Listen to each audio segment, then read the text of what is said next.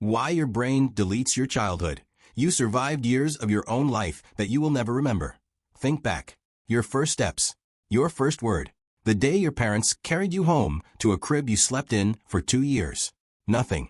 For most people, the first 3 or 4 years of life are a total blank. And the years after that are fragments, flashes, snapshots. Almost nothing. Psychologists call it childhood amnesia. And it is one of the strangest facts about being human. Sigmund Freud noticed it in 1905. He called it infantile amnesia, and he got it mostly wrong. Freud believed the mind was hiding those years from you, repressing them, burying memories too painful to keep. The truth is far stranger than repression, because here is the thing. You did have those memories. Ask a 3-year-old what happened yesterday, and she will tell you. The spilled juice. The dog at the park. Kids remember plenty. The problem is not making memories. The problem is keeping them. Patricia Bauer, a psychologist at Emory University, spent decades testing this. She gave children novel events to remember, then checked months later.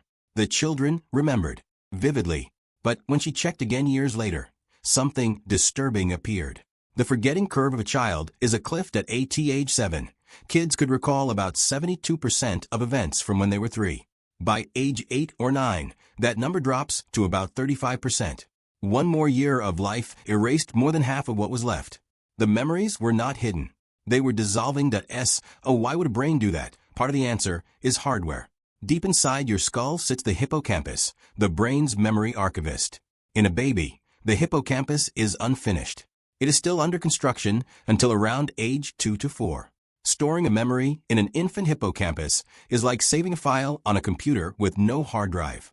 But here is where it gets weird. In 2014, researchers Frankland and Katherine Akers in Toronto found the opposite problem. Baby brains do not just fail to save. They actively overwrite. The infant hippocampus is one of the few brain regions that keeps producing brand new neurons.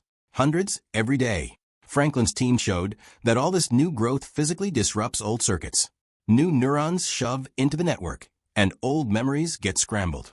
When the researchers slowed neuron growth in baby mice, the mice forgot less. When they sped it up in adult mice, the adults forgot more. Read that again. Growing a brain means erasing one. The price of building the adult mind was demolishing the mind you started with. And there is a second demolition crew. Synaptic pruning. A 2-year-old's brain has far more connections than yours. By some estimates, 50% more. Then, through childhood, the brain cuts them back. Ruthlessly. Connections you do not use get destroyed, along with whatever was stored inside them. But hardware is not the whole story. Because memories need one more ingredient. A you. Before about 18 months, babies do not recognize themselves in a mirror. There is no stable self to pin a memory to. No narrator. A memory is not just an event. It is an event that happened to someone. And in your first years, that someone was still being assembled. Language matters too. Robin Fivish, also at Emory, found that children whose parents talk about the past in rich detail, asking questions, telling stories, keep more early memories. Because we do not just store memories.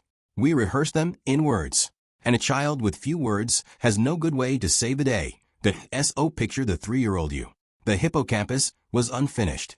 New neurons overwrote the rest. Pruning cleared the rubble. And the narrator of your life story had not been hired yet. But wait. If the memories are gone, why do they still feel like they matter? Because something of them survives. Not the events. The learning. Your first years shaped your attachment style, your sense of safety, your temperament. The memory of what happened is gone. The memory of how the world felt stayed in your body. And here is the last twist. The childhood memories you do have, be careful with them. Elizabeth Loftus showed that human memory is rebuilt every time you recall it, and it is easily contaminated. Some of your most precious early memories may be reconstructions, built from photos, from family stories, from nothing.